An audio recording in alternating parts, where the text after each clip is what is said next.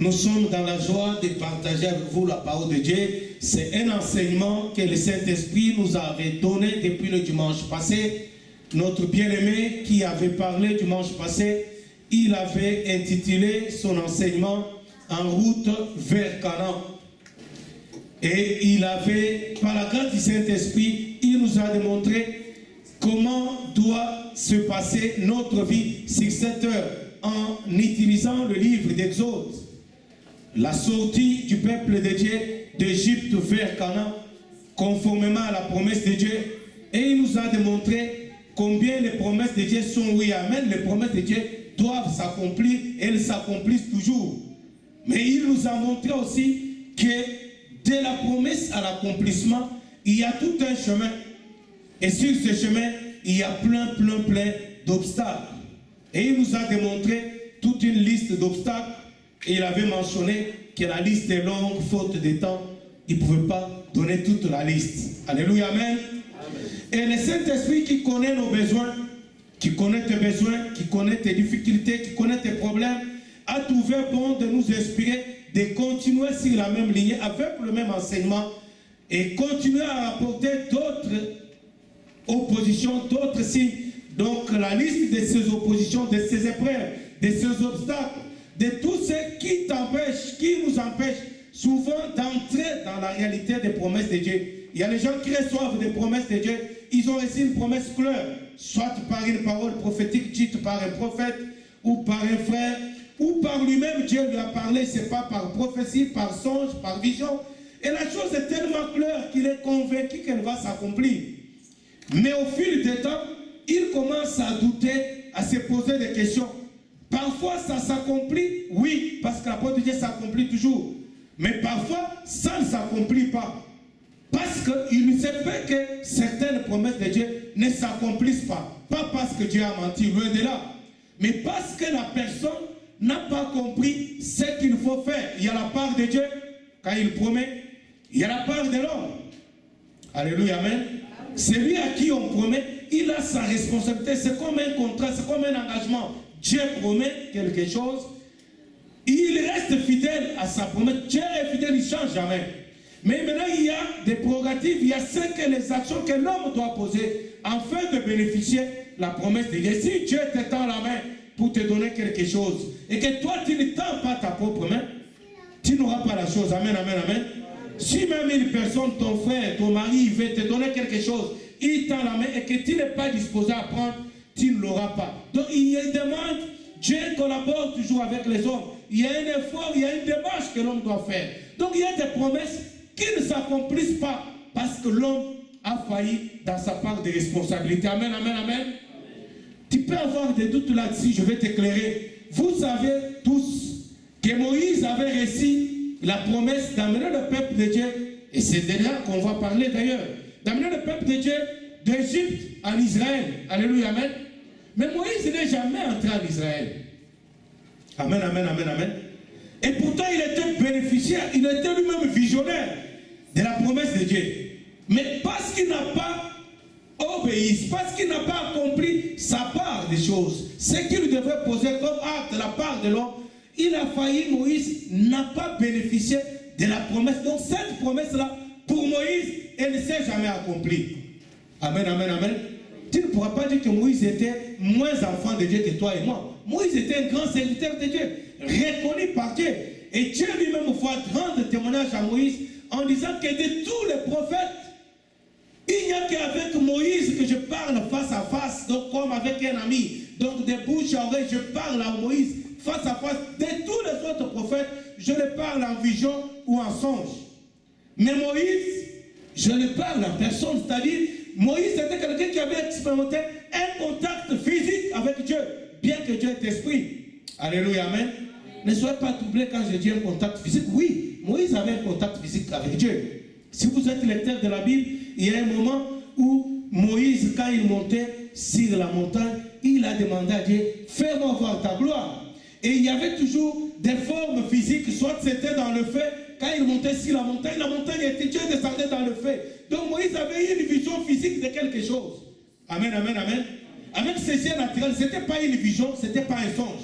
Moïse avait l'habitude de voir la manifestation de Dieu naturellement au grand jour comme la nuit, avec ses yeux physiques, avec ses yeux naturels.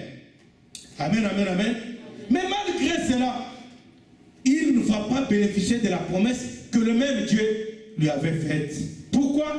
Parce qu'il avait failli à sa part de responsabilité. Amen, amen, amen, amen.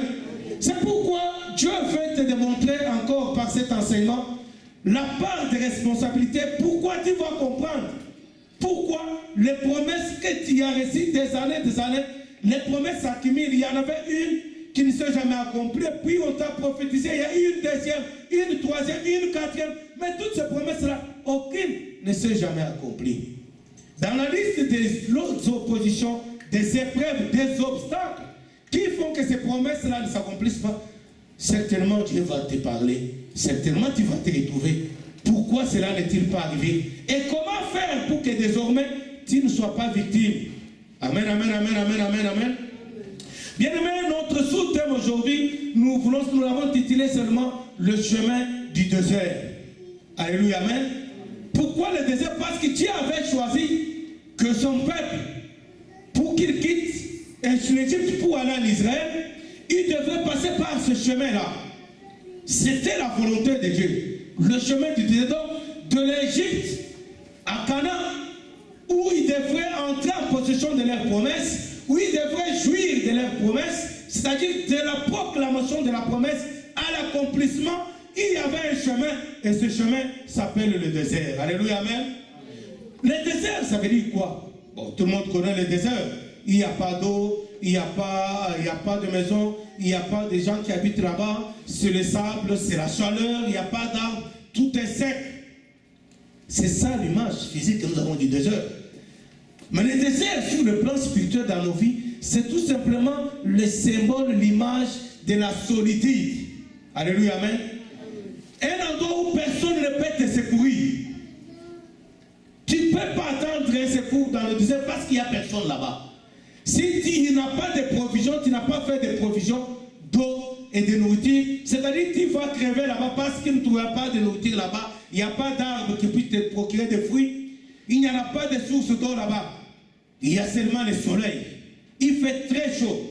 Si vous n'avez jamais été dans un pays où il y a le désert comme au Tchad, moi j'ai déjà été au Tchad ou à Dubaï, vous avez entendu parler de Dubaï, c'est une belle ville. Il ne faut jamais y aller entre janvier et novembre. Parce que là-bas, il fait 50 degrés sous l'ombre. Donc, si tu es sous l'arbre, c'est 50 degrés. J'y étais, j'ai vécu ça. C'est atroce. Au Tchad, c'est la même chose. Donc, ce sont des pays désertiques. Alors, vous imaginez, dans le désert, il y a une température comme celle-là, mais tu n'as pas d'eau, il n'y a pas de source d'eau. En plus, il n'y a pas de nourriture. Et personne pour qui tu peux aller demander, donc tu ne peux même pas crier au secours. Et si tu cries dans le désert au secours, c'est-à-dire que ta voix va s'amplifier, elle va aller, et puis le corps va te retourner. Ça veut dire quoi? Ça veut dire que tu es seul, débrouille-toi. Amen, amen, amen. Donc quand tu cries au secours, quand tu finis de dire au secours, tu entends quoi un écho, tu dis au secours. Alléluia, amen, amen. Pour te rappeler que tu es seul. Amen, amen, amen. Et c'est ce chemin-là que Dieu lui avait choisi d'amener son peuple dans l'accomplissement de sa promesse. Amen, amen, amen, amen, amen. Vous allez voir, c'est là bien. Pourquoi Dieu avait préféré que le peuple passe par le chemin où il n'y a pas de secours? Parce que le Seigneur, dans sa vision, et c'est ce qu'il a, le problème qu'il a avec toi, et c'est le premier obstacle, bien aimé, qui t'empêche d'entrer dans tes promesses. Parce que Dieu, dans sa vision, il aimerait que tu ne puisses compter que sur lui, rien que sur lui. Je ne sais pas si quelqu'un me comprend. Dieu voulait que ce peuple, en sortant d'Égypte, il ne compte pas sur personne. Alors il va les amener dans le désert, un endroit où il n'y a plus rien à espérer, il ne peut pas compter sur quelqu'un, parce qu'il n'y avait pas, c'était pas un désert construit comme le désert de Dubaï, comme les Tchad aujourd'hui. C'était un désert où personne n'habitait. Donc, pour que le peuple comprenne qu'il sur Dieu et en dehors de Dieu, personne ne pouvait les secourir. Bien-aimés frères et sœurs, beaucoup de chrétiens aujourd'hui, ils ont reçu des promesses de Dieu, oui. Mais la difficulté est qu'ils se sont accrochés à l'instrument qui a prophétisé. Alléluia, amen. Pourquoi aujourd'hui il y a beaucoup de ministères de prophètes? Tout le monde est prophète. Parce que les gens suivent plus les prophètes. Nous avons d'expérience, bien aimés. Si vous faites un séminaire, vous mettez orateur, prophète tel, et que vous faites un séminaire, vous dites orateur, évangéliste, vous allez vous remarquer. Il n'y aura pas beaucoup de gens qui vont aller dans les séminaires où l'orateur est évangéliste. Mais chez les prophètes, même sans affiche, dès que les gens entendent que le prophète est tel part, ils vont aller vite là-bas. Amen, amen, amen. Pas parce qu'ils ont besoin de rencontrer Dieu. Ils ont besoin d'être en contact avec les prophètes pour que les prophètes leur racontent les histoires. C'est ainsi que certaines églises aujourd'hui, ils se sont fabriqués même des prophètes qui prennent le peuple de Dieu en otage avec des prophéties mensongères. Pourquoi? Ils ont compris. C'est juste un petit calcul. Ils ont compris que les gens courent derrière les prophéties au lieu de courir derrière Dieu qui fait des promesses. Ils courent derrière les promesses au lieu de courir vers Dieu qui promet et qui accomplit. Ils courent derrière les promesses et c'est ainsi qu'ils courent derrière les ennemis qui leur promettent des choses mais qui ne s'accomplissent jamais. Le temps passe, le temps passe, le temps passe et ils sont là. Et ils sont otages du prophète. Ils courent derrière les prophètes. Et voilà, aujourd'hui on nous invente des prophéties. Des prophéties. Comme on sait que vous avez autant peur du diable que de Dieu lui-même. Alléluia, amen. On va voir cela dans les Écritures tout à l'heure. Les gens craignent le diable au lieu de craindre Dieu. Ils obéissent plus au diable au lieu d'obéir à Dieu. Et comme vous avez la peur du diable, alors on vous prophétise du genre, oh je vois l'esprit de mort dans ta famille. Oh il y a ta tante qui est, oh ma soeur je vois ta tante derrière toi. J'ai vu ta tante aujourd'hui, elle est en train de t'étrangler. Et là ça te communique la peur.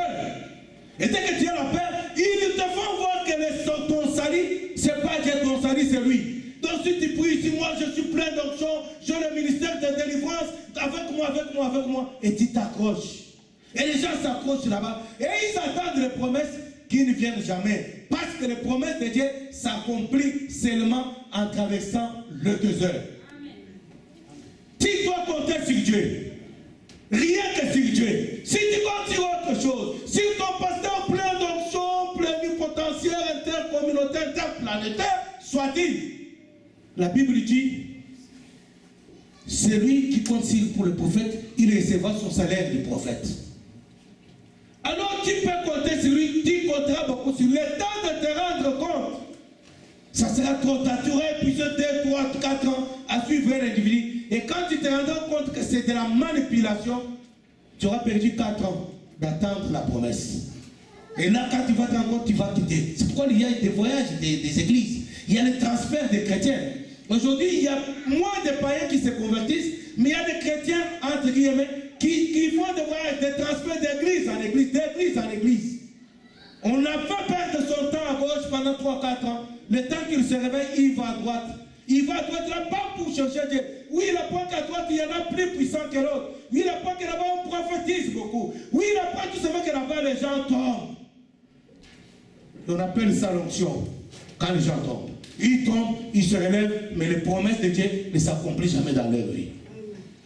Alors ils vont d'église en église. Mais là où tu as quitté là-bas aussi, les nouveaux, ceux qui ont quitté peut-être Issou, je ne sais pas où, ont aussi appris que là-bas, il y a plein d'options. Ils quittent aussi ici, ils vont aussi là-bas. Alléluia, amen. Et c'est comme ça, là, et la vie passe. Et les manipulateurs, les faux prophètes qui se sont proclamés prophètes, pour vous dire les choses dont vos oreilles aiment entendre, ils se font plein les poches, alléluia. Et ils deviennent de plus en plus orgueilleux. Avec l'argent qu'ils vous tirent, ils tirent de vos poches. Et à la fin, vous allez finalement, quand vous allez faire des voyages dans des églises, quand vous allez vous fatiguer, vous allez finalement dire, je vais prier dans la maison. Les pasteurs, non, ça ne vaut pas la peine. Les pasteurs sont des aventuriers. Oui, ce n'est pas des aventuriers. Le problème que toi, tu as mis ton espoir sur un homme. La parole de Dieu déclare, maudit soit l'homme qui se confie à l'homme. Pendant que tu dis que je reste à la maison parce que les pasteurs sont aventuriers, oui, le problème que tu es déjà maudit parce que tu avais mis ton espoir sur un homme. Et Dieu a dit, maudit soit l'homme qui se confie à l'homme. Pour t'avoir, donc tu t'es confié dans tel, et à la fin tu te tires avec la malédiction. Et là tu dis, je vais prier à la maison. Et à la maison non plus, rien ne marche. Amen, amen, amen, amen. Le problème c'est d'accepter de traverser le désert. Il n'y a que par le désert. Rien que par le désert. À Canaan, on ne voit pas aller nulle part. Le unique chemin, c'est le désert. Premier obstacle pour ce peuple-là, bien qu'il ait reçu la promesse, le premier obstacle, le tout premier. La liste est très longue. L'homme de Dieu qui nous a parlé dimanche passé nous a donné quelques obstacles en rapport avec ce que le Saint-Esprit avait communiqué, parce qu'il nous a parlé déjà des obstacles dans le désert. Moi, je vous vois des obstacles avant même de sortir d'Égypte, il y avait déjà des obstacles. Et le premier, c'était le chemin lui-même choisi par Dieu. Et cet obstacle-là, ce n'était pas choisi par les diables. Frères et sœurs, il faut qu'on arrête le culte des sorciers. En fait, on offre nos cultes aux sorciers. C'est quoi offrir un culte aux sorciers? Un culte fait pour la gloire des sorciers. Un culte fait pour la gloire du diable. C'est un culte où, comme vous êtes là, on passe tout notre temps à parler du diable, à parler des sorciers, à parler des démons. Oh, les démons de servitude, les démons de mari de nuit, l'esprit de ceci, cela, l'esprit de célibat, l'esprit de stérilité. Tout le temps, on parle des démons. Quand notre temps, quand ton temps est pris en faveur des démons, c'est eux qui sont ton Dieu. C'est eux qui dominent sur ta vie. Amen, amen, amen, amen. Les chrétiens ne devraient pas se retrouver comme on est là, au lieu d'adorer Dieu, au lieu d'écouter la parole de Dieu, qui nous parle de Dieu. On passe notre temps à parler des démons, à rechercher des démons, à provoquer des visions. Dès que tu vois ta tante, elle est sorcière. Dès que tu y es ceci, et on dit fils de famille c'est déchire. C'est quel chrétien? Les chrétiens, ils ne passent pas leur temps avec les démons. Les chrétiens, tu as accepté Jésus-Christ, tu as dit que Jésus vient dans ma vie, je t'accepte comme mon Seigneur et mon Sauveur. S'il vient dans ta vie, comment tu peux être avec Jésus et avec plein de démons? On chasse toute ta vie quand tu pries. Et là, quand tu pries, qu'est-ce qu'on t'a enseigné? Tu chasses les démons à longueur de journée. Le matin, tu te lèves pour rendre grâce à Dieu. Qui t'a donné le souffle de vie? Tu donnes juste à Dieu 5 minutes d'adoration. Et après, tu commences à chasser les démons. Esprit de ceci, au nom de Jésus, je te chasse, tu chasses. Après, tu es fatigué, essoufflé, tu vas au travail déjà fatigué. Et tu as même le point avec ton superviseur. Et quand tu arrives au travail, tu lis encore d'autres démons. Oh non, il y a des jaloux dans mon travail. Il y en a qui veulent me faire du mal, qui veulent prendre mon poste. Tu commences encore au lieu de travail. Au nom de Jésus, esprit de jalousie. Au nom de Jésus, esprit de ceci, tu chasses encore, tu chasses. Au travail. Tu fais le travail. Quand tu rentres à la maison, chez toi, où tu avais chassé le démon le matin. Quand tu rentres à la maison, au lieu de dire merci à Dieu, prends un temps pour adorer le roi. Qui t'a donné la force de se lever le matin, d'aller travailler, de rentrer? Tu lis encore les démons. Ta femme te donne à manger, même dans la nourriture. Esprit d'empoisonnement, je t'ordonne au nom de Jésus. Mais sois clair, est-ce qu'il y a un démon qui s'appelle empoisonnement? Il y a les poisons, et c'est les hommes qui prennent le poison pour tuer les hommes. N'est-ce pas? Ce n'est pas le diable qui va empoisonner quelqu'un. Il n'y a aucun démon d'empoisonnement. Tu lis l'esprit d'empoisonnement dans la nourriture, préparé par ta propre femme. Donc tu passes toute ta vie, 24 sur 24, tu es dans un environnement entouré de démons. Donc tu passes ta vie avec les démons et tu dis que tu es chrétien. Amen, amen, amen, amen. Nous parlons du chemin du désert. Premier obstacle à l'accomplissement de nos promesses, c'est le chemin lui-même, le désert. Si tu n'as pas compris comment est-ce qu'il faut marcher dans ce désert, si tu n'as pas compris quand tu es dans la solitude, c'est à Dieu qu'il faut se comporter, à se regarder, se retourner. C'est vers Dieu qu'il faut s'adresser. C'est à Dieu qu'il faut mettre ta confiance. C'est à Dieu. L'homme de Dieu dans la Bible a dit, je lève les yeux vers les montagnes. D'où me viendra le secours? Il avait besoin d'être secouru. Et il tourne ses yeux vers les montagnes. Mais là non plus, il ne trouve pas le secours. Et il comprend lui-même que le secours ne pourra me venir que de l'Éternel qui a fait les cieux et la terre. Où est-ce que tu regardes quand il y a des problèmes? Où tu vas quand tu es acculé par des problèmes? Tu vas où? On chante d'église. On va jeter les l'onction. C'est de la mascarade. En ce temps dernier, bien-aimé, la parole de Dieu déclare ceci dans le livre d'Hébreux au chapitre 1, verset 1. Ce n'est pas notre référence. La parole de Dieu dit qu'après avoir parlé autrefois à nos pères, par les prophètes, en ces temps ici, en ces temps de la fin, Jésus-Christ nous parle, Dieu nous parle par son Fils, Jésus-Christ. Directement, il n'y a pas d'intermédiaire. Tu ne dois pas te faire un enfant de course d'un messieurs plein d'onction soit-il. Tu dois respecter, honorer les hommes de Dieu. Tu ne dois pas vénérer et être esclave et pris en otage par un homme de Dieu. Rien. Ça ne devrait pas se faire. Alors les hommes de Dieu nous montrent la voie. Et cette voie-là, c'est-à-dire, il attire notre attention pour investir notre confiance seulement à Dieu et Dieu lui-même, qui seul peut promettre et seul peut accomplir. Alléluia, amen. Amen. Le chemin du désert. Nous allons lire Exode. Écoutez bien, c'est un enseignement très grand, très grand. Je ne sais même pas si on l'épuisera. Je ne sais pas combien de séances on va les prendre, mais on va y aller petit à petit pour que tu comprennes bien et que tu puisses entrer dans l'accomplissement de tes promesses. J'aimerais vous dire quelque chose bien avant d'aller plus loin. Le désert, la vie, donc les promesses, la promesse ici que Dieu a fait à Israël. Dans notre texte de référence, c'est Exode chapitre 3, notre premier. Mais nous allons seulement parler dans le livre d'Exode. On va voir beaucoup de chapitres. Je vais aller vite. Exode chapitre 3, verset 7 à 10, c'est notre texte de base. Dans ce texte-là, Dieu va apparaître à Moïse. Il va voir Moïse. Entre guillemets, je disais ceci, bien-aimé. Si tu es chrétien, si tu as fait confiance en Dieu, il ne faut pas qu'on te laisse croire que notre Canaan, c'est quand nous irons au ciel. C'est faux. Ce peuple, ils ont réussi, bien sûr, la destination finale de notre vie, de notre finalité, dans notre destination finale, c'est le ciel. Ça, c'est vrai. Mais le Canaan, nous devons le vivre sur la terre d'abord. Parce que ce peuple ici, ils sont sortis d'Égypte, ils sont entrés sur la terre, ils ne sont pas allés au ciel. Alléluia, amen. Les leurs et les miens, ils ont goûté ça ici sur la terre. Dieu leur a dit, et Dieu va dire à Moïse dans le texte que nous avons donné ici, Exode 3, verset 7 à 10.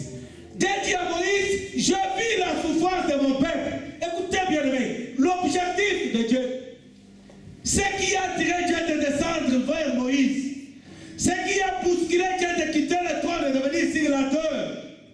Je ne sais pas si quelqu'un m'écoute. C'était la souffrance. Amen, amen, amen, amen. Pourquoi la souffrance? La souffrance de l'homme, créé à l'image de Dieu, c'est quelque chose qui trouble Dieu lui-même. Dieu n'a pas pour vision de voir une personne créée à son image, jolie, souffrir, dominée par je ne sais pas qui, par je ne sais pas quoi. Dominée par des personnes, dominée par les sorciers, dominée par la maladie, dominée par la pauvreté, dominé par le célibat, la stabilité, la liste de l'homme. Dominer quelqu'un qui gémit, qui pleure chaque jour. Seigneur, donne-moi un mari. Seigneur, donne-moi un mari. Des années. Dominé par le célibat. Ça n'a jamais été la volonté de Dieu. Et quand Dieu voit les gens pleurer comme ça, il descend. Amen, amen, amen. C'est pas pour aller au ciel. Au ciel, il n'y aura pas de mariage, bien-aimé. Canaan, c'est d'abord sur la terre. Laisse-moi te dire, bien-aimé. Si tu n'as jamais goûté à Canaan sur la terre, tu dois commencer dès ce matin à te poser les questions si réellement Christ est dans ta vie. Si réellement le jour de l'enlèvement, tu seras enlevé. Parce que Canaan, c'est d'abord ça préfigure le ciel sur la terre. Si déjà sur la terre, tu n'as pas Canaan, tu dois bien revoir ta relation avec Dieu. Fais attention, ne te laisse pas berner par la danse à l'église et louange, ni par les promesses de ton pasteur. Parce que tu risques d'être surpris le jour de l'enlèvement. Jésus te dira, je ne t'ai jamais connu. Alléluia, amen. C'est d'abord sur la terre, bien-aimé. Ce peuple-là, Dieu leur a promis un pays où coulerait le miel. Et non, si Dieu ne dit pas, je vis la maladie de mon peuple. Il englobe tout dans les souffrances. Et dans la Bible, dans ma Bible, le texte est mis, je vis les souffrances au pluriel. Dans toutes sortes de souffrances, maladies, toutes sortes de souffrances. Je ne sais pas si tu souffres de quoi, toi. Mais laisse-moi te dire que ce n'est pas le plan de Dieu que tu souffres. Si vous ne comprenez pas toujours, vous pouvez aller plus loin au commencement. Quand Dieu a eu à cœur de créer un homme, il a dit lui-même que l'homme domine sur la terre. Alléluia. Donc que l'homme ne soit pas dominé, que l'homme ne soit pas victime d'une personne ou d'un groupe de gens ou d'une situation, même pas d'une maladie. Donc depuis la création, avant la création, Dieu avait en tête une vie paisible, pas une vie d'humiliation, de pleurs, de gémissement. Et j'aimerais entre parenthèses pour ne pas créer la confusion. Quand on parle de la bénédiction, de la prospérité, ce n'est pas l'argent, oubliez l'argent. Mais l'argent fait partie de ces choses-là. Amen, amen, amen, amen. Sinon tous les riches seraient chrétiens. Non. Dieu ne voit pas la prospérité en termes d'argent. Dieu voit la prospérité. La prospérité c'est plus grand, plus profond que l'argent. Parce qu'il y a des choses que l'argent ne peut pas faire. Alléluia. Amen. Comme le sida, l'argent ne peut pas guérir. Tu peux prendre n'importe quel spécialiste du monde, médecin spécialiste. Tu lui donnes 100 milliards, il ne te sauvera pas la vie si tu es atteint du sida. C'est fini. Sauf Dieu. Moi, j'ai vu les gens guérir du sida. Dans cette église, j'ai déjà témoigné. Je m'appelle, c'est elle est vivante jusqu'aujourd'hui. Jusqu'aujourd'hui. L'épouse à mon frère aîné, nous l'avons enterré, mon frère, il est mort du sida. Je n'ai pas honte de dire cela, c'est la vérité. Sa femme était atteinte. Nous avons gardé sa femme pour l'encadrer jusqu'à ce qu'elle meure et qu'on puisse l'enterrer avec honneur parce qu'elle s'était occupée de notre frère. Elle a souffert avec notre frère à l'hôpital. Nous, on a dit, on ne laisse pas cette femme, on la prend en charge. On va aussi l'honorer pour le sacrifice qu'elle a enduré. On a vu comment elle a souffert avec mon frère. Et moi, j'ai recueilli cette femme, je l'ai amenée chez moi. Je lui ai dit ceci, parce qu'avant ça, moi-même, j'ai prié sur quelqu'un qui avait le sida que Dieu avait guéri. Je lui ai parlé de ça. Je lui ai dit, écoute ma belle-sœur,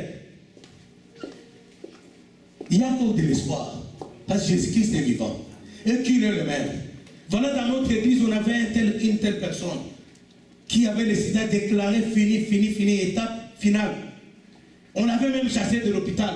Parce qu'il n'y avait plus d'espoir. On disait, s'il ne meurt pas ce soir, maximum c'est 3 jours. Nous l'avons amené à l'église. Il n'y avait pas de pasteur. Nous étions de nouveaux chrétiens.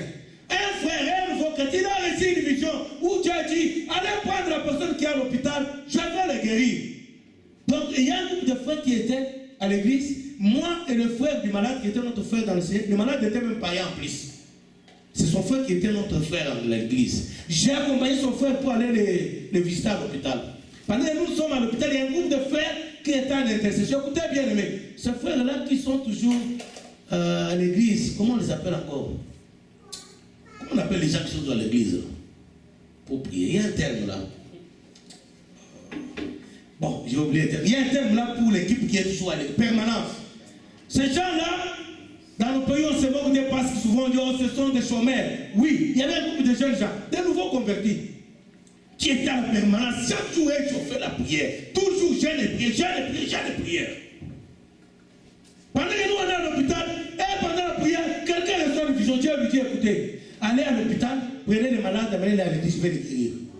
Mais comme les malades n'étaient pas notre frère dans l'église, c'était un païen, lui, il n'a même pas dit aux autres ce que Dieu lui a dit. Il a tout simplement oublié, parce qu'il a regardé dans sa famille, il n'y avait personne à l'hôpital. Il n'a pas dit aux autres, il a pensé peut-être que c'est une histoire comme ça. Et entre-temps, moi, juste avec notre frère en Christ, qui était le grand frère du malade, je l'ai accompagné vers son petit frère. Quand on arrive à l'hôpital, le médecin nous dit, c'est fini. Le médecin appelle le monsieur et dit, écoute, j'ai pitié de toi, tu as trop dépensé pour ton petit frère. Mais c'est peut que nous sommes de la même province que toi. Ton frère, c'est moi qui le soigne, il va mourir ce soir. Si par miracle il y en a, c'est demain ou après-demain, pas plus de 3 jours. Si le maire ici, on va bloquer les corps, voilà la facture. Amène-le à la maison. On l'a amené à la maison, on a porté sur nos dos jusque chez eux. Quand on l'a amené chez mon frère là, on l'a déposé à la maison chez le frère. Nous avons au moins rejoindre ceux qui sont à l'église dans la prière. Quand on arrive, ils nous demandent où est-ce que vous étiez, comment ça se passe là-bas. Alors nous, on rend les rapports, on dit non, le médecin a dit, c'est pas possible, on a amené Jean-Paul, c'est comme ça qu'il s'appelle, on a amené Jean-Paul à la maison. Alors les frères qui avaient ici la vision, ils se sont dit, bon, qu'est-ce qu'on a dit à l'hôpital? On nous a dit qu'il nous va mourir ce soir ou bien dans 3 jours maximum. On l'a amené à la maison. Il dit, oh, quand on priait le matin ici, voilà ce que Dieu m'a dit. Il m'a dit, allez prendre le malade qui est à l'hôpital, amenez-le ici. Tout le le monde est bon, on l'amène ici, on l'a amené ici. Il n'y avait pas un pasteur, il n'y avait pas d'évangéliste, des nouveaux chrétiens zélés pour la prière.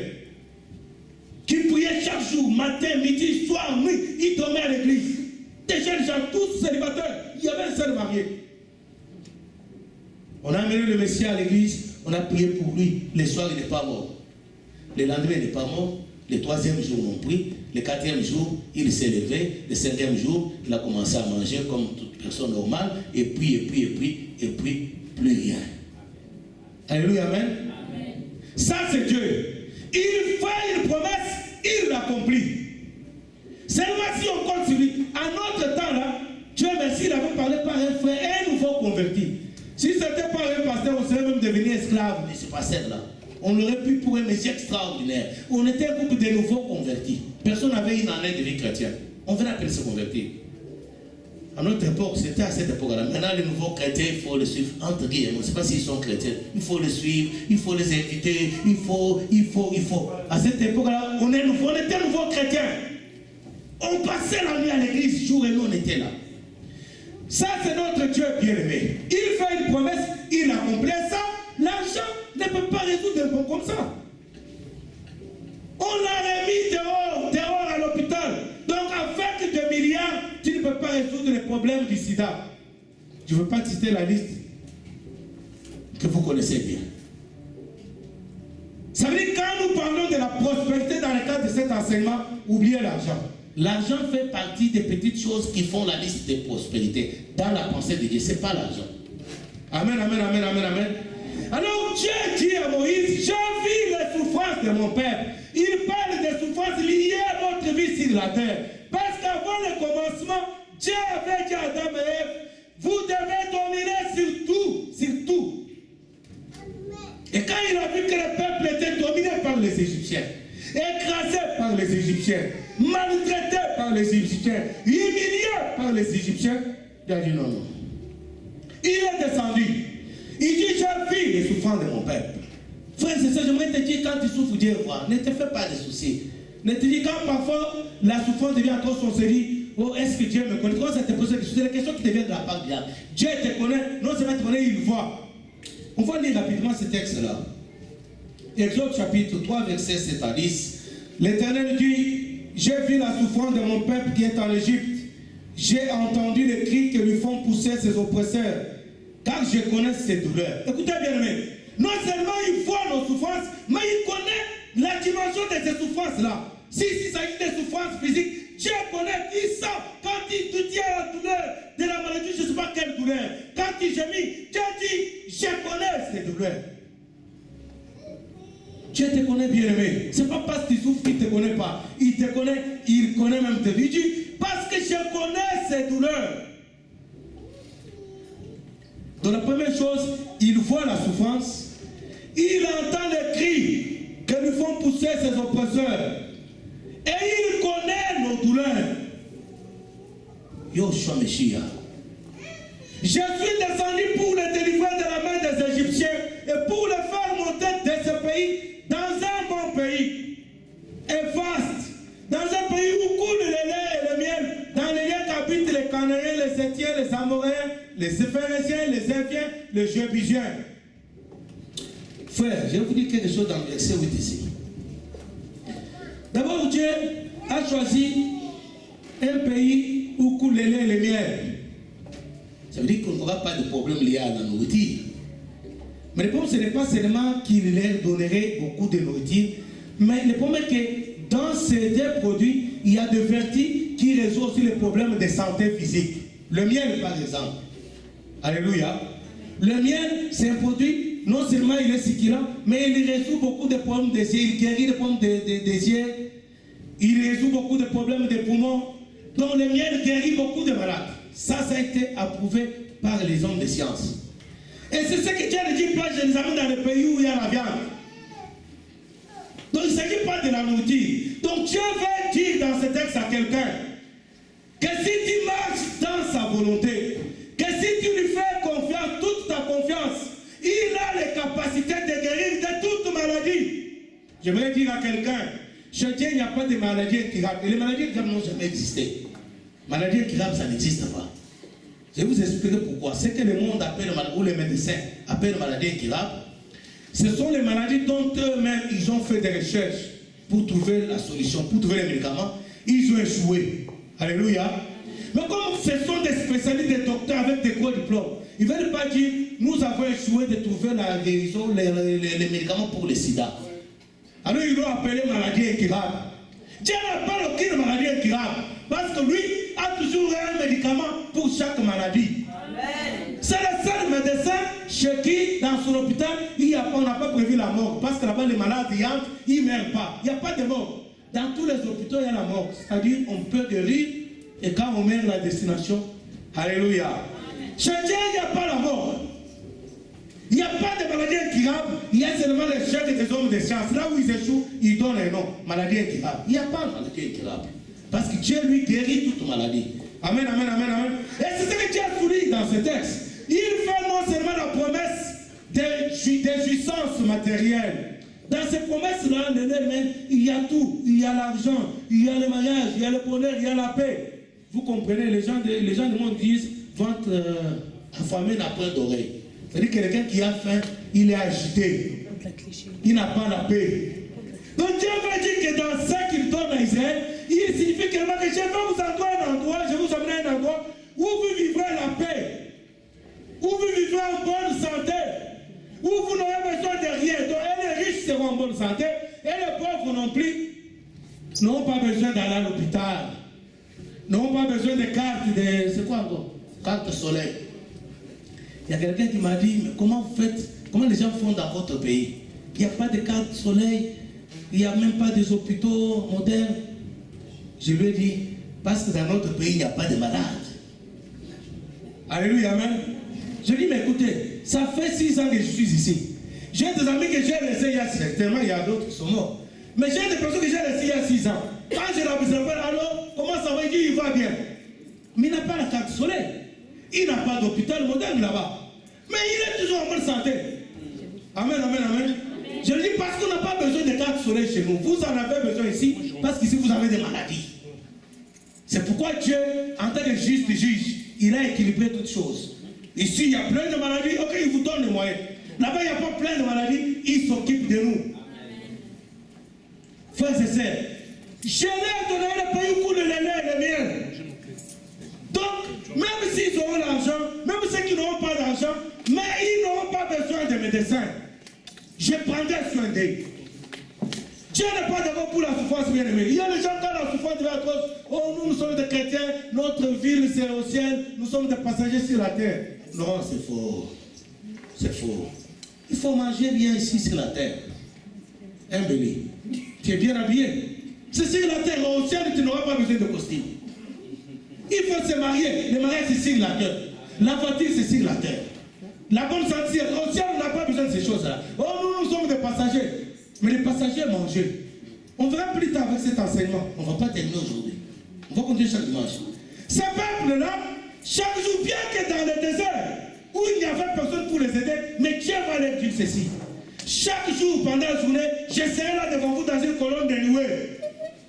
Donc moi, je suis là, écoutez bien aimé. Peu importe dans l'endroit où tu vis, peu importe le point de la planète où tu vis, si tu es avec Dieu, assurance totale. Alléluia.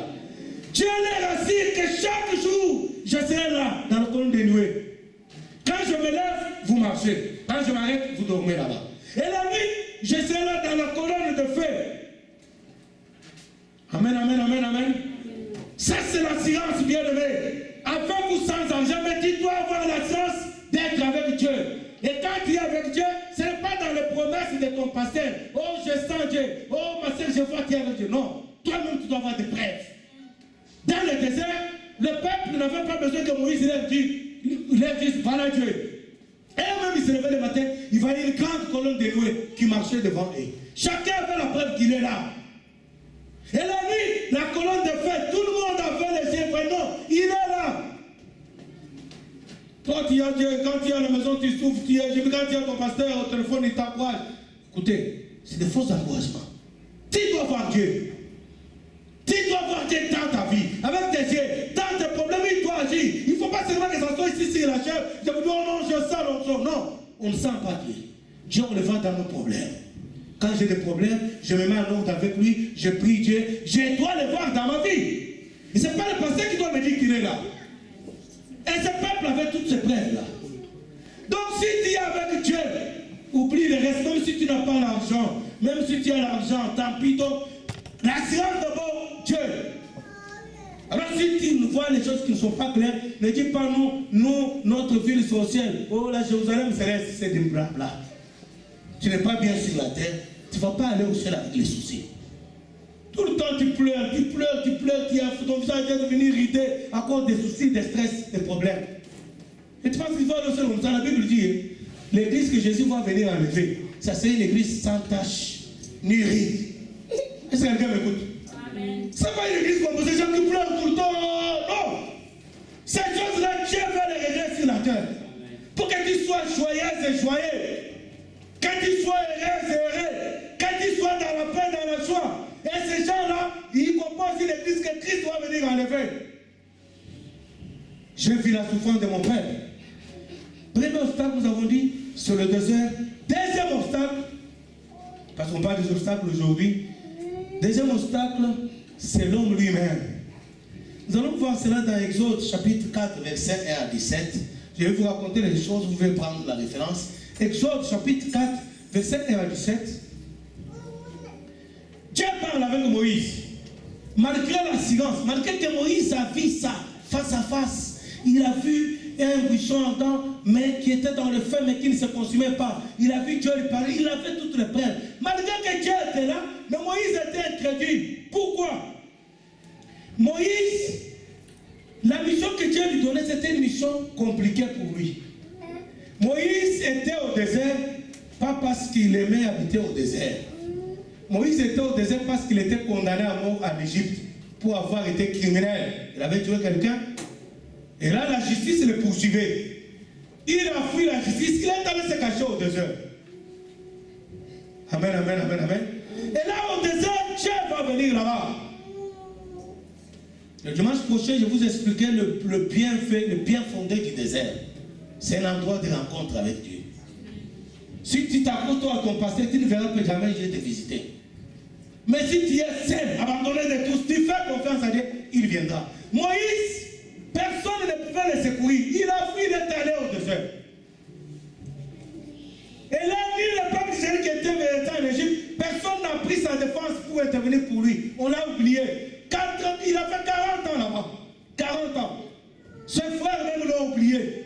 Même celui pour qui il avait défendu. Moïse avait tué quelqu'un pour défendre son frère. Même son frère là n'a pas osé, même sensibiliser les autres Israéliens. Nous allons voir un peu notre frère Moïse comment il voit. Il était seul. Seul. Et Dieu est venu là-bas. Malgré qu'il a vu Dieu, Moïse va commencer un discours d'incrédule. Pourquoi? Au lieu de regarder à la grandeur de Dieu, Moïse a regardé à la grandeur et à la puissance militaire d'Égypte. En ce temps-là, l'Égypte faisait partie des premières puissances mondiales, militaires et économiques. En ce temps-là. Et Moïse savait cela parce qu'il habitait, il a grandi dans la maison du roi. Donc il connaissait l'armement, il connaissait l'armée du roi, il voyait les généraux, il connaissait toutes ces choses-là. Il savait que même vide avec cette armée-là, il ne pourra pas résister. Alors c'était grave pour lui. Il a commencé à discuter avec Dieu. C'est quoi ton problème? Qu'est-ce qui t'empêche à croire aux promesses de Dieu? Dieu dit à Moïse, j'ai vu descendre pour délivrer mon peuple. Moïse ne croit pas. Il regarde à la capacité, à la puissance militaire de l'Égypte. Ah, il dit non. Écoutez, c'est n'importe quoi. Est-ce que tu regardes dans les dimensions de tes problèmes? Au lieu de croire dans Dieu. Deuxième obstacle, bien aimé, dans l'ordre de 1 à 2, tout ça, parce qu'on a déjà vu d'autres obstacles, on verra d'autres, c'est l'incrédulité de nous-mêmes. Le deuxième obstacle, c'est toi-même d'abord, toi-même. Tu n'as pas la foi. La Bible déclare ceci. La foi, c'est une ferme assurance des choses que l'on demande. Donc tu demandes quelque chose. L'assurance de ces choses, tu crois que tu l'as. Et une démonstration, une ferme assurance des choses que l'on ne voit pas, que l'on demande de faire. Je vais lire d'abord ça, excusez-moi. Hébreux chapitre 11. Je veux qu'on lise pour que tu comprennes bien aimé. Tu t'es empêché d'entrer dans tes promesses à cause de l'incrédulité, manque de foi. Or la foi, Hébreux chapitre 11, verset 1er. Or la foi, c'est une ferme assurance des choses qu'on espère. Tu espères quoi? Tu espères le mariage, tu espères la maison, tu espères les diplômes, tu espères je ne sais pas quoi, tu espères la guérison. Il dit, il faut avoir l'assurance ferme de ce que tu crois là, de ce que tu espères. Et maintenant, il faut la démontrer, une ferme assurance des choses qu'on espère et une démonstration de celles qu'on ne voit pas. C'est-à-dire, je suis malade, je ne vois pas la guérison, mais je fais la démonstration de la guérison. Amen, amen, amen. Je suis malade. J'espère la guérison. On a prié, j'ai pris pour moi-même, mais la douleur est là, mais je fais la démonstration des choses que l'on ne voit pas, de la guérison que je ne vois pas. C'est ça la foi. Et Moïse, lui, n'avait pas la foi dans les choses qu'on ne voit pas. Il avait eu la foi dans les choses qu'on voyait. Il regardait l'armée d'Égypte, la puissance économique et militaire des pharaons. Moïse dit non, non, non. Il va commencer un discours. Oh non, moi je ne parle pas bien. Oh moi, Dieu voit même la religion. Non, écoutez Moïse, c'est moi qui ai créé la bouche, la langue, tout ça. Oh non, envoie qui tu veux. À la fin, non, écoute. Bon, si c'est comme ça, envoie qui tu veux. En tout cas, moi, cette affaire-là. Bien aimé, est-ce que tu as la foi? Deuxième obstacle qui t'empêche de vivre et d'entrer dans tes promesses, c'est l'incrédulité, le manque de foi. On va aller vite. Je ne pourrais pas faire beaucoup de commentaires là-dessus. Troisième obstacle, c'était le pharaon lui-même. Là, ils ne sont pas encore sortis d'Égypte. Hein. Il y a déjà un obstacle avant même. Dieu a donné juste la promesse, mais avant même de croire dans la promesse, il y a déjà d'obstacles. Regarde dans la liste, là, tu vas te retrouver. Le troisième obstacle, c'est le pharaon lui-même. Le pharaon, c'est l'image tout simplement du diable, le prince de ce monde. La Bible appelle le diable le prince de ce monde. L'Égypte ici préfigure le monde. Et le monde a été momentanément donné sous l'autorité, placé sous l'autorité, le contrôle du diable. La Bible l'appelle le prince de ce monde. Il a établi un régime dans ce monde. Il a établi une armée. Il a un gouvernement qui domine, qui dirige dans ce monde. Et il a une loi. Et lui, sa loi, elle est contraire à la loi de Dieu. Quand Dieu voit que les hommes ne devaient pas souffrir, la loi du diable, c'est de faire souffrir les hommes. Et tout le monde doit subir cela. Et Israël en Égypte, il subissait cette loi-là. C'était des atrocités. Et il souffrait. C'est pourquoi Dieu dit, j'ai vu la souffrance. Et le monde, et l'image, c'est le symbole d'Égypte. Et Pharaon, c'est tout simplement le diable. Il était soumis à un régime d'humiliation. Ce peuple-là, peuple de Dieu, mais subissait l'humiliation du Pharaon.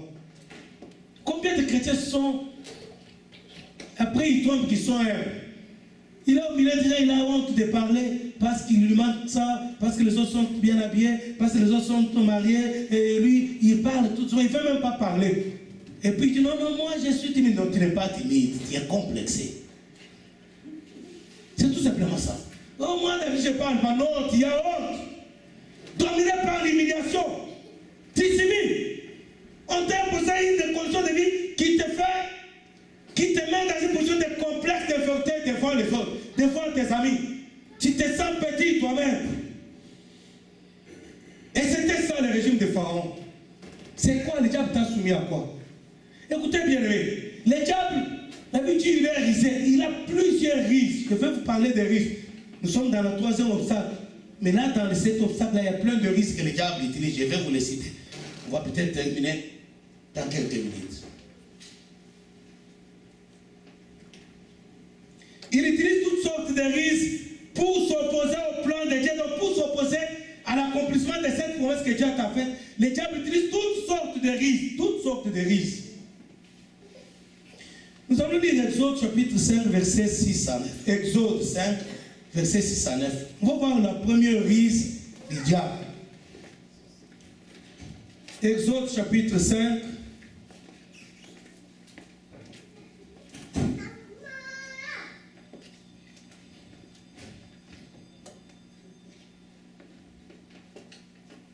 Est-ce que quelqu'un a trouvé? Ok, j'ai trouvé moi-même. Je vais lire. Exode chapitre 5, verset 6 à 9. Et ce même jour, Pharaon donna cet ordre aux inspecteurs du peuple et aux commissaires. vous ne donnerez plus comme auparavant de la paille au peuple pour faire des briques. Qu'ils aillent eux-mêmes ramasser de la paille, vous leur imposerez néanmoins la quantité de briques qu'ils faisaient auparavant. Vous n'en retrancherez rien, car ce sont des paresseux. Voilà pourquoi il crie en disant, allons offrir des sacrifices à notre Dieu. Que l'on charge de travail ces gens, qu'ils s'en occupent, et ils ne prendront point garde à des paroles de mensonges de Moïse. La première risque du diable, c'est quoi? Bien aimé, dans ce texte, on nous montre que Pharaon, en écrasant le peuple d'Israël, il leur avait donné des travaux pénibles qu'il faisait.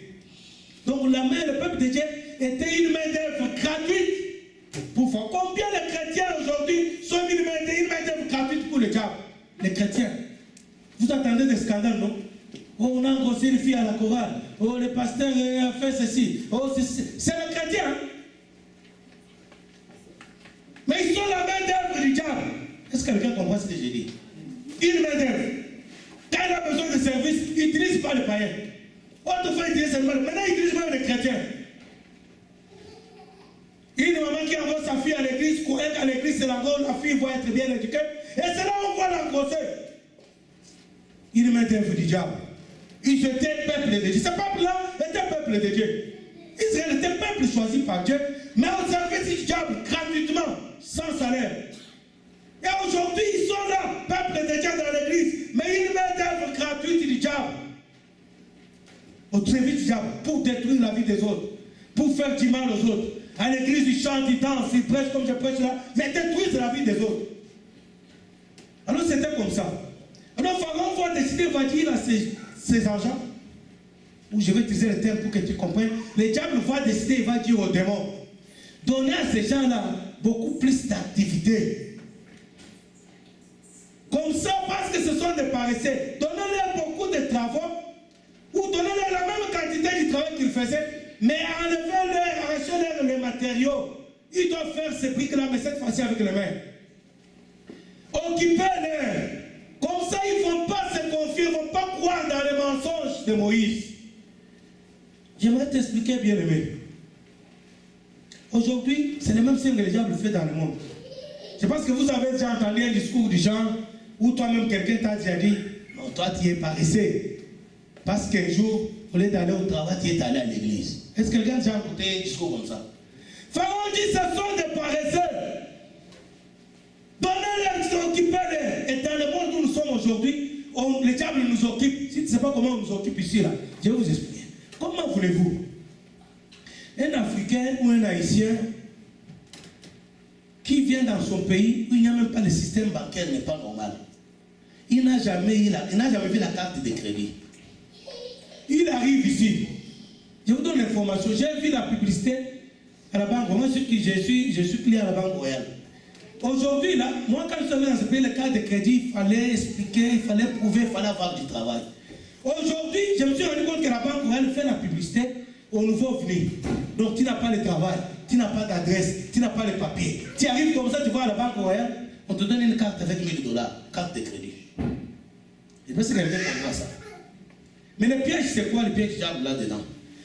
Quand quelqu'un qui ne connaît pas le système, chez nous, ces gens-là n'existent pas. Il arrive ici, tu lui donnes la carte de crédit, tu dis il y a $1000. Tu peux dépenser, il n'y a pas de problème. Par la curiosité, il va aller à la banque. Tu vois, l'argent sort. Alléluia. Mais c'est la folie. C'est ce qu'on dit chez nous qu'en Occident, il y a l'argent partout. Mais c'est comme ça, là. Comment quand on te donne la carte, on ne t'explique pas le système. Ou la dame qui est au téléphone là, c'est ça elle parle tellement vite avec les Français québécois. Toi, tu vas apprendre ta vie, tu ne connais même pas les Québécois, tu ne comprends pas bien. 19%. Toi, tu rêves déjà d'avoir $1000, tu écoutes sans comprendre. Et puis tu dis oui. Et puis, paf, $1000, tu appelles en Afrique, tu envoies, tu y vas en ville, tu prends des photos, tu mets si fais le Canada, alléluia, c'est bon. Amen, amen, amen. Et après, les lettres commencent à venir. Il faut donner ça, il faut donner ça. Mais si elle vient d'arriver, il n'a pas de travail. Il ne sait même pas par où commencer pour chercher le travail. Il n'a pas de papier. Mais vous l'avez mis dedans, c'est un lien ça. Écoutez, peut-être que vous ne comprenez pas. Moi, quand je suis arrivé, moi j'ai eu la carte comme ça. Je n'avais même pas demandé. Je rentre du travail, j'ouvre la case postale, puis je trouve une lettre, j'ouvre comme ça, il y a la carte. Oh, c'est pas vrai. J'appelle, je vais derrière la carte, non, j'appelle. Pour savoir si c'est une erreur. Oh non, non, on a trouvé, on t'a sélectionné. On m'a sélectionné, j'avais pas de papier. Où est-ce qu'ils m'ont sélectionné, je ne sais pas. Oh non, on t'a sélectionné, il y a l'argent. Je dis, c'est vrai, il y a l'argent, oui. Je ne suis même pas entré dans le. Je suis allé directement là-bas, au guichet le plus proche de là où j'habitais. Paf! Il y avait 500. Pam, pam, pam, le même jour, paf, j'ai retiré tous les 500. J'ai dit, ah, j'ai appelé quelqu'un. Ah, mais c'est merveilleux ici. Ah, tu sais quoi, on m'a donné $500. Vous savez quoi? Ces 500 là, ça, après 6 ans, je ne l'ai jamais remis. Je paye les intérêts chaque mois. Chaque mois, chaque mois, chaque mois, chaque mois, chaque mois, chaque mois. Les conséquences, c'est quoi? Quand ils vont t'accueillir, il faut aller travailler. Et quand tu arrives au travail, c'est le même système, les gens contrôlent tout. Quand tu arrives au travail, tu dis quoi, c'est pas de problème. Imaginez-vous, j'étais seul, ma femme, mes enfants, au pays. Il y a des besoins de les envoyer l'argent là-bas. Maintenant, je dois payer les loyers ici. Et je dois faire ceci, je dois faire cela, je dois faire cela. Mais je dois payer les intérêts de cette carte-là. Mais c'est le même jour-là, paf, Jésus allait au stade, non, parti. Maintenant, au travail, on te paye et paye, il y a plein de besoins. Et puis on te dit, qui veut faire l'overtime? Est-ce qu'elle joue l'overtime dimanche matin? Tu vas faire quoi? Pharaon dit à ses agents, ou dans un langage clair, les diables disent aux démons, occupez-les. Comme ça, quand vous allez les occuper, ils n'auront pas le temps d'écouter les mensonges de Moïse. Ce que Pharaon appelait les mensonges de Moïse, c'était la parole de Dieu que Dieu avait dit à Moïse. Va dire à mon peuple, je suis descendu pour le faire sortir d'Égypte. Et Pharaon lui interprète, il dit, c'est les mensonges. Combien aujourd'hui? Ce matin, combien sont en overtime? Maintenant, regardez les choses qui sont là. Vous connaissez certaines sœurs, hein? Certains frères que vous connaissez, ils ne sont pas là. Ils sont où? Certains sont dans l'overtime. Parce que pour eux, tout ce que nous disons, c'est les mensonges. Si tu veux parler, oh non, mais pasteur, mais écoutez, tu sais, Dieu. Et puis, le diable, il disait, il donne aussi des références bibliques. Non, Dieu a dit que celui qui ne travaille pas ne mange pas. Mais Dieu, mais Dieu, mais Dieu, mais Dieu, mais Dieu. Le vrai problème, c'est là-bas. Écoutez les risques du diable, bien aimé. Écoutez, il est vrai que Dieu n'aime pas les paresseux. Mais le même Dieu a dit ceci à son peuple. Vous travaillerez 6 jours. Le 7e jour, que personne ne fasse aucune activité, c'est un jour consacré à l'Éternel. C'est Dieu là, il aime qu'on travaille, il donne 6 jours. Je peux comprendre que mercredi, le jour de l'intercession, tu es au travail, c'est normal. Je peux comprendre le vendredi, le jour d'enseignement, tu es au travail. Pourquoi aujourd'hui on fait les enseignements dimanche? Parce que le vendredi, les gens ne viennent pas. Je peux comprendre les 2 jours là, mais dimanche matin, là, le diable les occupe. Deuxième risque du diable.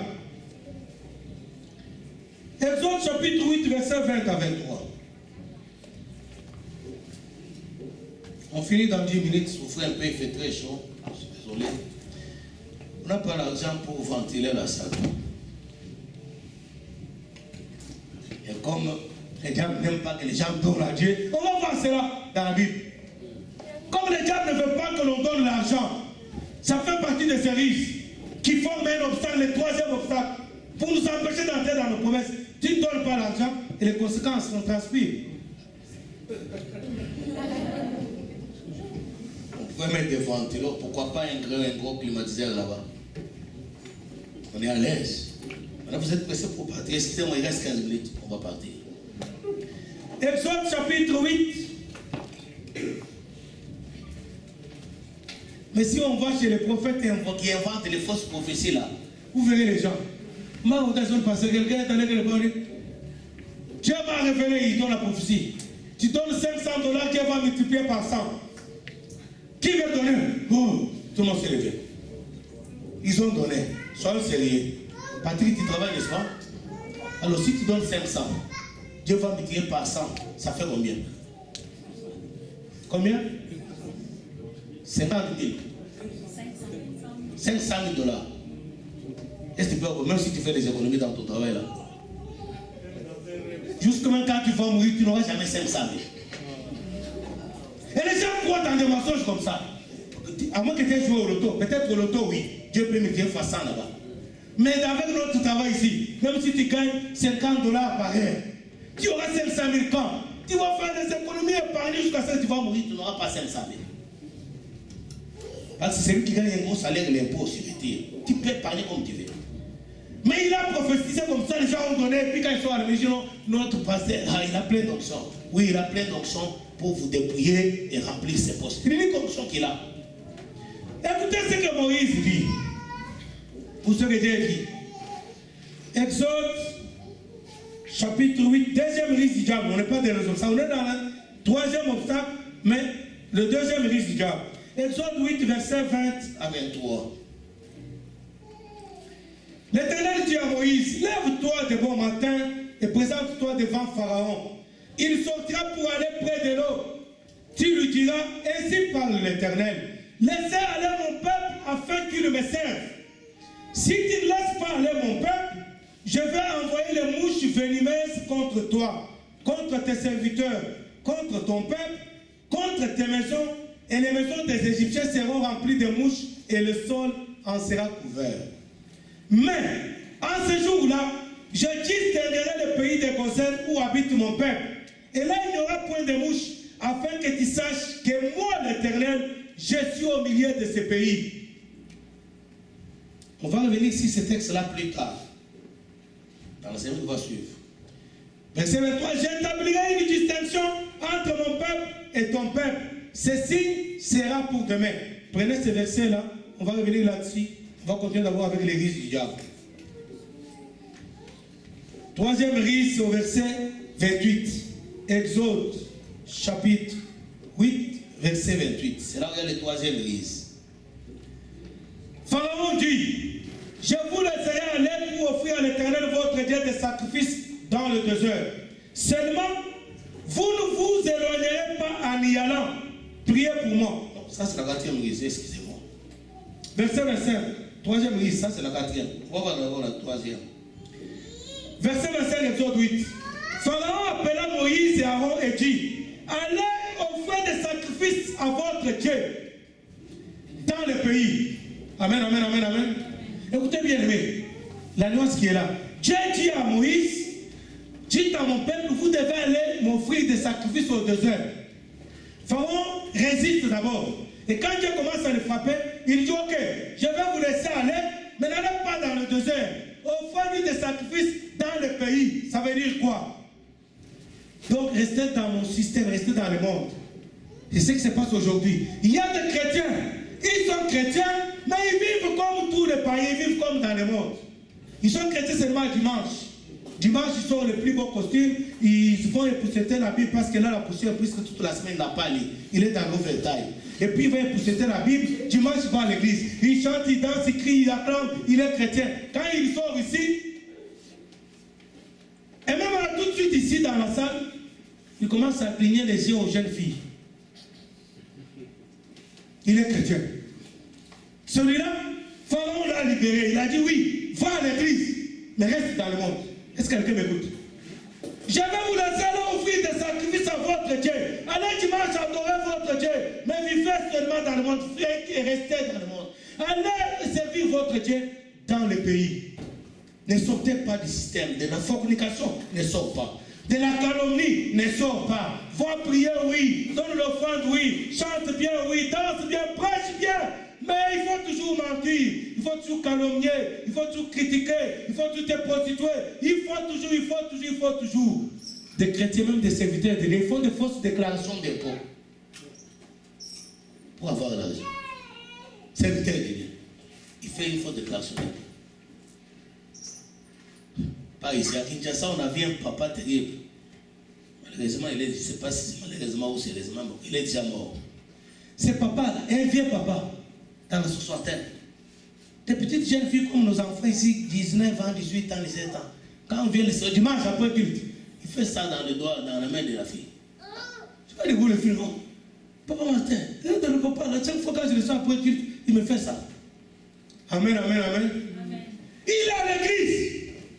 Après l'église, il dit saluez-vous, les frères et sœurs. Lui aussi, il se fait passer pour un frère. Et quand la jeune fille lui tend la main, il fait ça.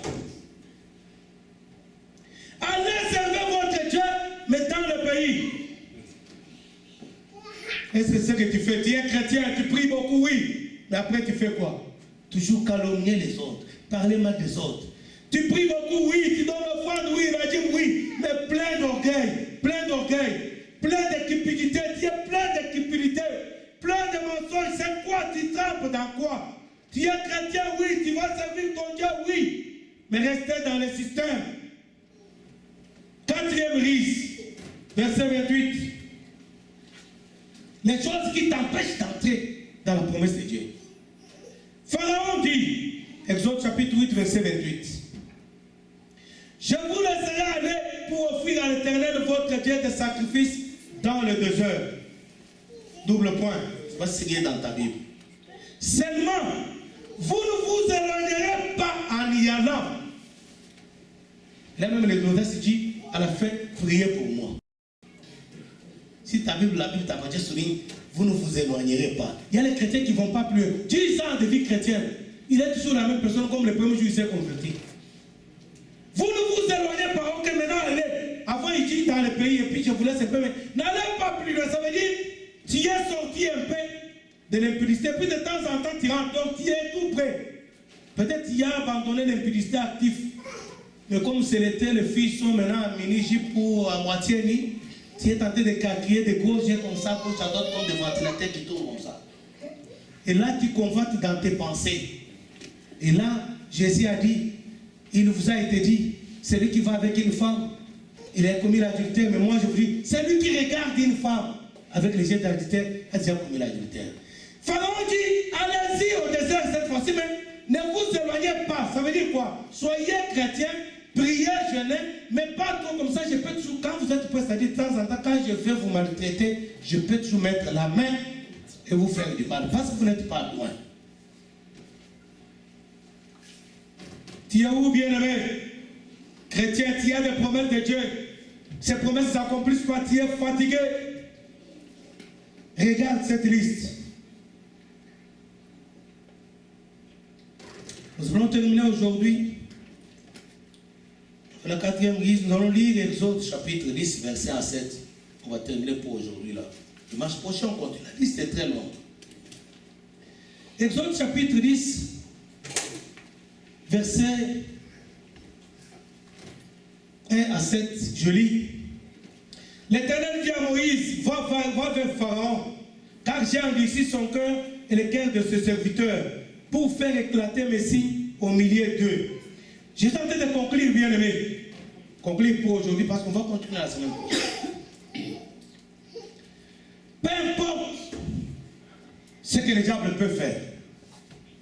Amen, amen, amen, amen. Peu importe ce qu'il peut faire. Ici, Pharaon nous comprend que Dieu lui dit que c'est lui qui pousse Pharaon à faire cela. Car j'ai ici son cœur et le cœur de ses serviteurs pour faire éclater mes signes au milieu d'eux. Là, je parle à quelqu'un qui subit, mais donc qui n'a pas, qui se reproche rien. Je parle à quelqu'un qui est sorti d'Égypte. Je parle à quelqu'un qui est allé plus loin. Je parle à celui qui est tout proche. Et que tu trouves que les promesses de Dieu tardent encore. J'aimerais te dire que parfois Dieu fait comme ça pour que ça soit glorieux. Parce que s'il te donne de petites choses maintenant, tu pourras penser que c'est parce que tu as travaillé beaucoup. Parce que tu as épargné beaucoup. Parce que tu as étudié beaucoup. Dieu veut montrer seulement et à toi-même, et à ton entourage, et aux sorciers qui viennent te troubler, qui viennent t'ensorceler là, qu'il est tout puissant. Amen, amen, amen, amen. C'est pourquoi moi je suis contre les cultes faits aux sorciers. J'ai dit toujours ça. La peur des sorciers. Ne perdez pas votre temps. Ne vous occupez pas de ces gens-là. Ils ne peuvent rien contre toi. Parce que si tu t'en occupes, écoutez, même si Moïse se faisait dessus de Pharaon, c'est Dieu lui-même qui poussait Pharaon. Qu'est-ce que Moïse allait faire? Ça ne changerait rien. Laissez les sorciers tranquilles et laissez-moi vous dire, il faut aimer les sorciers parce que Christ est mort pour eux. Le culte là où les églises on vous divise avec vos tantes, avec vos oncles, oh non, ton nom, oh ta mère. Écoutez bien aimé, aujourd'hui il y a le divorce parce que le prophète a dit que ton mari ou ta femme est sorcière.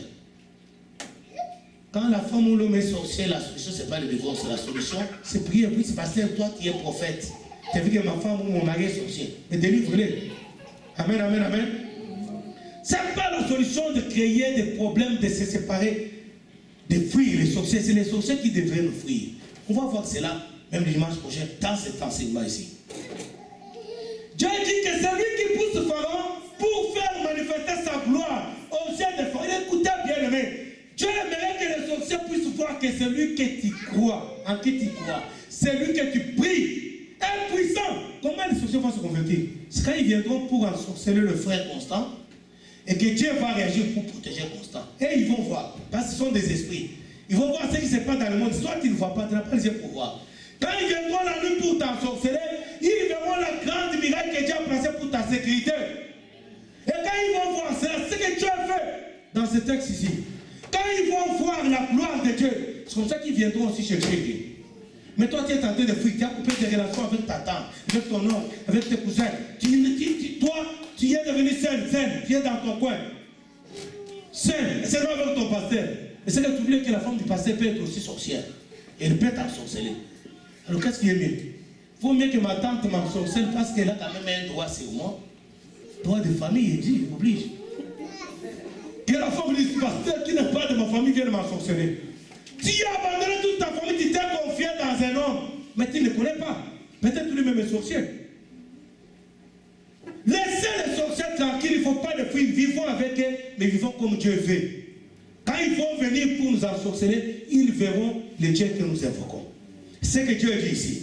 Je vais pousser Pharaon à faire du mal pour faire éclater mes signes au milieu d'eux. Deuxième verset, Exode 10. C'est aussi pour que tu racontes à ton fils et au fils de ton fils comment j'ai traité les Égyptiens et quel signe je fais éclater au milieu d'eux. Et vous saurez que je suis l'Éternel. Dieu veut qu'il te bénisse et que la bénédiction qu'il va te donner puisse demeurer éternelle, de génération en génération. C'est pourquoi, bien aimé, n'appelez pas à acheter la voiture. D'ailleurs, tu la prends en crédit, tu dis Dieu m'a béni. Dieu ne t'a pas béni. Tu prends une maison en crédit, oh, Dieu m'a béni. Dieu ne t'a pas béni. Tu vas mourir, tu vas laisser les problèmes à tes enfants de dettes pour payer l'hypothèque. Ça, ce n'est pas la bénédiction. La Bible déclare que la bénédiction de l'Éternel, c'est celle qui enrichit. Il ne la fait suivre d'aucun chagrin. Donc Dieu veut quoi? Il te donne une bénédiction. Même si tu vas mourir, tes enfants vont jouir de ça. Ça sera ainsi. Les bénédictions de Dieu restent éternelles. Ce sont des signes. Tu peux mourir, la génération va venir, vont voir ces signes-là. Ça, c'est notre maman. Elle priait. Quand ils vont mourir, les petits enfants vont dire ça, c'est notre grand-mère. Les signes, Dieu dit, pour que tu racontes à tes enfants. Je fais de la communauté et vous saurez que je suis l'Éternel. Pour que tu racontes à ton fils et au fils de ton fils. Je bénirai jusqu'à 1000 générations, dit l'Éternel. Notre Dieu, il punit les iniquités jusqu'à la 3e et la 4e génération. Mais il bénit jusqu'à 1000e génération. La bénédiction de l'Éternel doit rester ainsi. Ce n'est pas une voiture, après tu vas faire un accident. Après avoir fait trop de oh, Dieu m'a béni, tu fais le témoignage pour la voiture. Alléluia, Dieu m'a béni, Dieu a eu la voiture. Et les gens acclament. Moi, j'acclamerai jamais ça. Sinon, les gens comme les Billy Gates, ils vont se moquer de nous et de notre Dieu. Quand ils vont entendre des témoignages, genre, j'ai acheté la maison. C'est ridicule. C'est ridicule, bien-aimé. Dieu dit qu'il a fait que tu racontes à tes enfants et aux enfants de tes enfants. Comment tu peux les raconter? Comment tu vas raconter à tes petits-enfants? Peut-être physiquement, tu serais déjà mort. C'est-à-dire que les choses que Dieu va te donner vont rester. Tu vas dire à ton fils dira à ses enfants diront à ses enfants, ainsi de suite. Et le nom de Dieu sera glorifié d'éternité en éternité. On va terminer par ceci, bien-aimé. Moïse et Aaron allèrent vers Pharaon et lui dirent, ainsi parle l'Éternel, le Dieu des Hébreux. Jusqu'à quand refuseras-tu de t'humilier devant moi? Laissez aller mon peuple afin qu'il me serve. Si tu refuses de laisser aller mon peuple, voici je ferai venir demain des sauterelles dans toute l'étendue de ton pays. Et elles couvriront la surface de la terre et l'on ne pourra plus voir la terre. Et elles dévoreront le reste de ce qui est échappé. Et ce que vous a laissé la graine, elles dévoreront tous les arbres qui croissent dans vos champs. Ça, c'est l'armée puissante de Dieu. Dans notre monde aujourd'hui, en ce temps-là, c'était les souterrains. Dans notre monde aujourd'hui, ça s'appelle crise économique. Vous avez entendu parler de crise économique dans le monde, non? Les pays où l'homosexualité est approuvée. Je suis triste pour le Canada. C'est pourquoi il faut prier pour ce pays. Le pays où le mal est publié comme le bien et le bien est condamné. Tu condamnes l'homosexualité, on t'arrête, tu es homophobe. Tu valorises, tu fais la pureté de l'homosexualité, c'est normal. Celui qui condamne est condamné. Au lieu de condamner, c'est lui qui adore. Et les pays qui font ça, qui votent des lois contre nature, Dieu leur envoie les sauterelles. Les sauterelles étaient envoyées en Égypte pour détruire toute la production de champs. C'est ce qu'on appelle aujourd'hui crise économique dans tous les pays. Vous entendez crise économique là-bas. En Afrique, les gens quittent l'Afrique pour aller en France. Aujourd'hui, les Français quittent la France pour venir au Canada. Malheureusement, le Canada aussi est en train de foncer là. Après, le Canada, ils vont aller où? Alléluia. Bien aimé, il faut venir chez Dieu. Il faut marcher avec Dieu. C'est là où tu pourras trouver la solution. Dieu envoie les sauterelles en Égypte. Terminons au verset. On va aller au verset 7. Les serviteurs de Pharaon lui disent: jusqu'à quand cet homme sera-t-il pour nous un piège? Écoutez, bien aimé, ce n'est pas à toi de fuir les sorciers, c'est aux sorciers de te fuir. Écoutez ce que déclarent les démons, regarde. Maintenant, ce n'est pas Moïse qui plaide pour Israël, c'est les gens de Pharaon eux-mêmes qui vont commencer à plaider pour Israël. Laissez les sorciers tranquilles, bien aimés, sois fidèles avec Dieu. Eux-mêmes, ils auront des problèmes. Jusqu'à quand ce peuple sera-t-il un piège pour nous? Laissez aller ces gens qui savent leur Dieu. Ne va-t-il pas encore que l'Égypte périt? On fit venir Pharaon, vers Pharaon, Moïse et Aaron. Allez leur dit-il, servez l'Éternel votre Dieu. Qui sont ceux qui iront? On va s'arrêter là pour aujourd'hui. On va lire jusqu'au verset 10, on va s'arrêter là. Qui sont ceux qui iront? Ça, c'est la 5e liste du diable. Moïse lui répond: nous irons avec nos enfants, avec nos vieillards, avec nos fils, avec nos filles, avec nos brebis, avec nos bêtes, car c'est pour nous une fête à l'honneur de l'Éternel. Bien-aimé, tu es devenu chrétien, qu'est-ce que tu as laissé en Égypte? Voyez la liste que Moïse fait là. Mais écoutez Pharaon, verset 11. Non, non, non, non, non, non. Allez, vous les hommes, et servez l'Éternel, car c'est là ce que vous avez demandé. Et on les chassa de la présence de Pharaon. Allez, vous les hommes. Ça veut dire quoi? Laissez-moi vos femmes. Laissez-moi vos enfants. Laissez-moi vos biens. Allez, vous les hommes. Vous comprenez pourquoi le mariage est devenu une casse-tête dans l'église. Les hommes sont sortis sans les femmes. Est-ce que tu comprends, frère, pourquoi tu as épousé une femme qui n'est pas dans le plan de Dieu pour toi? C'est pourquoi les célibataires devraient beaucoup prier. Pour que les pharaons de ce monde, les diables, lâchent leur partenaire. Peut-être ton partenaire est encore captif. Pharaon dit: allez les hommes, donc restez, laissez toutes les filles. Mais ils allaient se marier avec qui? Amen, amen, amen, amen. Combien on laissait leurs conjoints entre les mains du peuple diable? Il faut prier, bien-aimé, pour que Dieu te donne ton mari, pour que Dieu te donne ta femme, celle ou celui que Dieu a choisi pour toi. Parce que nombreux sont encore là-bas. Allez, vous les hommes. Quand c'est cela que vous avez demandé, et on les chassa, on s'arrête là pour aujourd'hui.